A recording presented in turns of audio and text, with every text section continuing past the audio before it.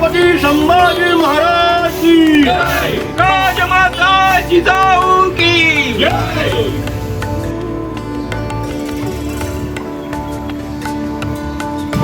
शिवरायांचे आठवावे रूप, शिवरायांचे आठवावे रूप, शिवरायांचा आठवावा साक्षेप, शिवरायांचा आठवावा साक्षेप, शिवरायांचा आठवावा प्रताप, शिवरायांचा आठवावा प्रताप, भूमंडळी भूमंडळी शिवरायांचे कैसे बोलणे, शिवरायांचे कैसे बोलणे, शिवरायांचे कैसे चालणे, शिवरायांचे कैसे चालणे, शिवरायांची सलगी देणे, शिवरायांची सलगी देणे, कैसी असे कैसी असे सकल सुखांचा केला त्याग, सकल सुखांचा केला त्याग, दोन्ही साधिके तो योग, दोन्ही साधिके तो योग, राज्य साधनांची लगबग राज्य साधनाची लगबग कैसी केली, कैसी केली, त्याहोनी करावे विशेष,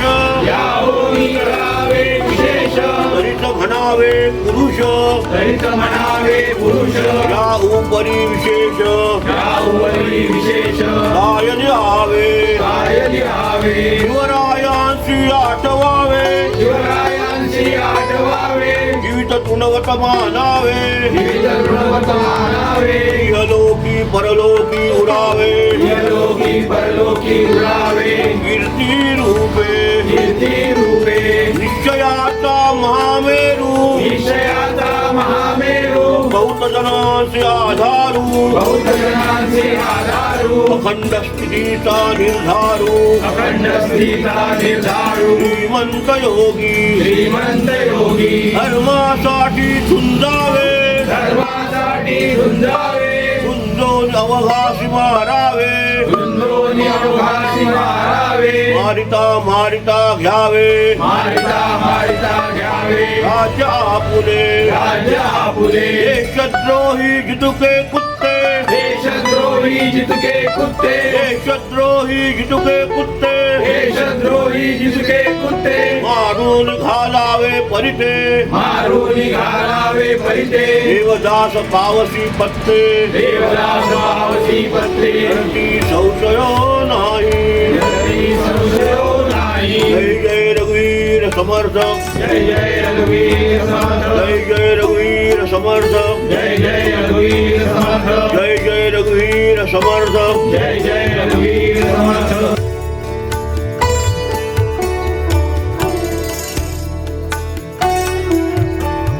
छत्रपती शिवरायांच्या राज्याभिषेकाला 353 वर्ष पूर्ण होत आहे आणि त्या निमित्ताने विश्व हिंदू परिषद आणि बजरंग दल मालवणच्या वतीने या ठिकाणी छत्रपती शिवाजी महाराजांना मानवंदना देण्यासाठी आज या ठिकाणी आपण इथे जमलेले आहोत.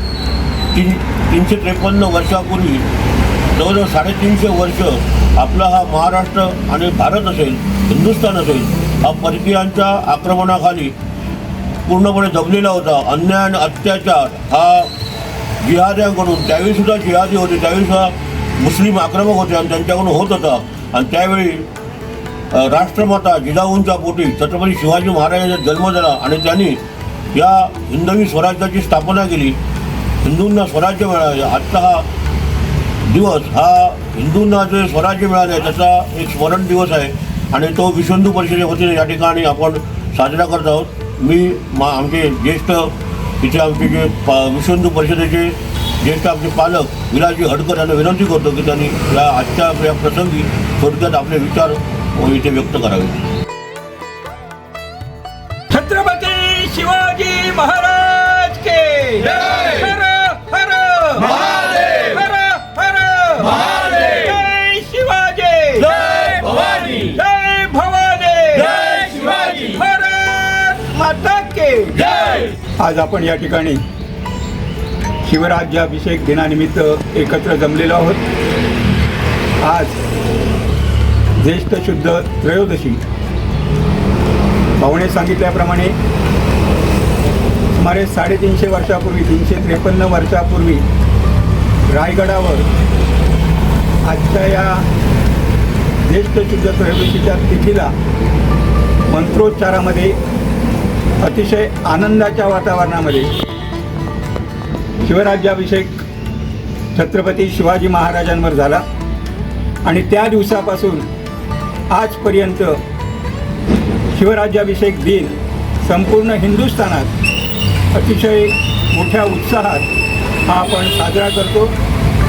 ते 350 वर्षानंतरसुद्धा अशा पद्धतीने शिवराज्याभिषेक दिन साजरा केला पाहिजे अशी उर्मी समाजामध्ये टिकून राहिली. त्याचं एकमेव कारण छत्रपती शिवरायांनी आपल्याला दिलेले जे योगदान आहे, हिंदू संस्कृतीसाठी असेल, हिंदू समाजासाठी असेल, त्या योगदानाचा आपण पुनरुच्चार या सगळ्या निमित्ताने करतो. आत्ता साधारणतः छत्रपती शिवरायांच्या काळातला भारत किंवा आपला महाराष्ट्र आणि आजचा भारत आणि महाराष्ट्राचा विचार करताना परिस्थितीमध्ये फार काही बदल झाला आहे असं नाही.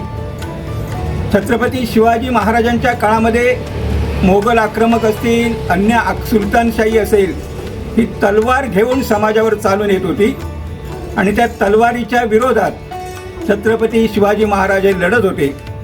परंतु त्यावेळीसुद्धा सुलतानशाही असेल, मुघल आक्रमक असतील, यांचा एकच विचार होता, ती म्हणजे या हिंदुस्थानातली हिंदू संस्कृती नष्ट करणं. इथले जे आचार विचार आहेत त्या आचार विचारांना उधळून लावणं हा जो विचार होता. आजच्या परिस्थितीत विचार केला तर आजही तशाच पद्धतीने सुलतानी वृत्तीचे काही लोक, सुलतानी समाजातले काही लोक, मुघल आक्रमकांचे काही वंशज हे आपल्या या हिंदू संस्कृतीला पुन्हा एकदा ठेचण्यासाठी वेगवेगळ्या मार्गाने प्रयत्न करताना दिसत आहेत. कदाचित त्यांच्या हातात तलवार नसेल, आजची युद्धनीती ते वापरत आहेत, तर आजच्या या युद्धनीतीतसुद्धा छत्रपती शिवाजी महाराजांनी जे आपल्याला आदर्श दिले आहेत की त्या वेळच्या युद्ध परिस्थितीमध्ये काय केलं पाहिजे, मग तो अफजलखानाचा वध असेल, आग्र्यावरूनची सुटका असेल, अशा सगळ्या परिस्थितीमध्ये कशा पद्धतीने आपण सामोरं गेलं पाहिजे हे सगळ्याचा विचार करताना कोणत्याही संकटाला न डगमगता आपण सामोरं गेलं पाहिजे हा आदर्श छत्रपती शिवाजी महाराजांनी आपल्याला दिलेला आहे. आज आपल्यासमोर अनेक प्रश्न आहेत. त्याच्यात विशेषतः मोगल जिहाद किंवा मुसलमानांकडनं जिहादी वृत्ती जी वेगवेगळ्या वृत्तीने प्रकट होते, त्याच्यामध्ये लव जिहाद असेल, विशेषतः या लव जिहादातनं आमच्या असणाऱ्या या आया बहिणी असतील, आमच्या असणाऱ्या भगिनी असतील, त्या सगळ्या भगिनींसमोर एक मोठा प्रश्न हा निर्माण झाला आहे. हा प्रश्न निर्माण करण्यात हे जे जिहादी आहेत ते कारणीभूत आहेतच, पण त्याला आपण सुद्धा जबाबदार आहोत. कारण आपण ज्या पद्धतीने आपल्या समाजाला आपल्या संस्कृतीची ओळख करून दिली पाहिजे, आपल्या कुटुंबातील व्यक्तींना आपल्या संस्कृतीसंबंधित सांगितलं पाहिजे, ते सांगण्यात समाजामध्ये आज कुटुंब प्रमुख म्हणून आपण कमी पडतो आहोत. म्हणून आपली जबाबदारी आहे की जर या जिहादी वृत्तीला उधळून लावायचं असेल, लव जिहाद थांबवायचं असेल, तर आपल्या कुटुंबामध्ये एक चांगल्या प्रकारचं वातावरण निर्माण करणं आणि आपल्या संस्कृती संबंधीचा स्वाभिमान निर्माण होईल असं आपण स्वतः वागणं, आपल्या कुटुंबामध्ये वागण्यासाठी आग्रह धरणं, तशी परिस्थिती निर्माण करणं हे करण्याची आवश्यकता आहे. तरच या लव जिहादच्या माध्यमातून आपण सामोरे जाऊ शकतो. अन्य अनेक जसे प्रसंग हे तलवारीच्या जोरावर त्या काळात होते, तशी आताची युद्धनीती वेगळी आहे. आता लोकशाहीतनं राजेशाही चालते आणि या सगळ्या लोकशाहीतनं राजेशाहीचा विचार करताना हिंदू संस्कृतीवर अतिक्रमण करणारी अशी ज्या काही वृत्ती राजकारणात असतील तर त्यालाही ठेचण्याची आवश्यकता असते.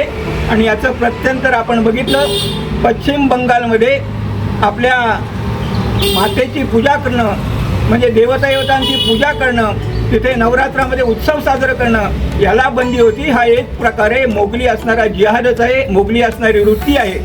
ती ठेचण्याचं काम हे कालच्या पश्चिम बंगालच्या विधानसभेच्या निवडणुकीमध्ये तिथे जागृत झालेल्या हिंदू समाजानं केलं. म्हणजे युद्ध लढायचं असेल तर त्या युद्धामध्ये अशाही पद्धतीची नीती आजच्या लोकशाहीमध्ये वापरावी लागेल. बंगालमध्ये आपण जिंकलो म्हणजे एक सरकार केवळ एखाद्या राजकीय पक्षाचं आलं त्याच्यात आम्हाला आनंद नाही. बंगालमध्ये आम्ही जिंकलो त्याच्यातनं जे घुसखोर येत होते त्या घुसखोरांना थांबवण्याचं काम पश्चिम बंगालमध्ये नवीन आलेल्या सरकारनं केलं. तिथली जी जमीन आवश्यक होती सैन्याला, तिथल्या संरक्षण यंत्रणेला, ती जमीन ही संरक्षण यंत्रणेकडे देण्याचं काम हे पश्चिम बंगालमधल्या सरकारनं केलं. त्यामुळे जवळजवळ आपल्या समाजातले 50% घुसखोर हे ज्या मार्गाने येतात तो मार्गच बंद झाल्या कारणाने ती समस्या काही प्रमाणात आपल्याकडे कमी होईल. जे घुसखोर आता आपल्या देशामध्ये आलेले आहेत त्यांनाही आपल्याला बाहेर पाठवावं लागेल. त्याच्यासाठी शोध मोहीम घेतली पाहिजे आणि हे करणं सरकारचं कामच आहे. पण केवळ सरकार हे करणार नाही, सरकारबरोबर समाजात जागृत असलेल्या हिंदुत्वप्रेमी नागरिकांनी जागृत झालं पाहिजे. त्याच्यासाठी ठिकठिकाणी उठाव केले पाहिजेत आणि त्याच्यातनं हे सगळे प्रश्न सुटणार आहेत. आणि म्हणून आज साधारणतः ज्यांच्या आधारावर तरुणांसमोर आपले आयकॉन म्हणून छत्रपती शिवरायांचं आहे. कारण छत्रपती शिवरायांचं वय 16व्या वर्षी केवळ त्यांनी तोरणा किल्ला जिंकला आणि स्वराज्याचं तोरण बांधलं. तशाच पद्धतीने वयाच्या साधारणतः 23व्या वर्षी सुद्धा त्यांनी अशाच पद्धतीने आपलं आयुष्य खर्ची केलं.